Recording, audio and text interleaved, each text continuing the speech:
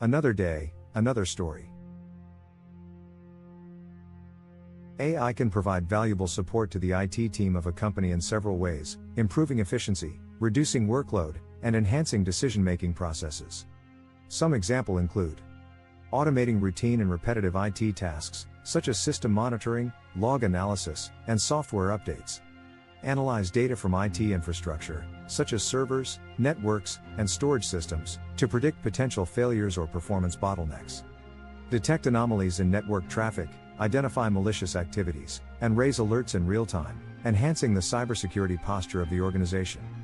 Understand and classify IT support requests, assign appropriate priorities, and route them to the relevant IT teams or personnel, improving response times and streamlining the support process. Ensure compliance with regulatory requirements and industry standards. Please click the subscribe button below if you enjoyed this video. You can take the full AI course at techwars.ai.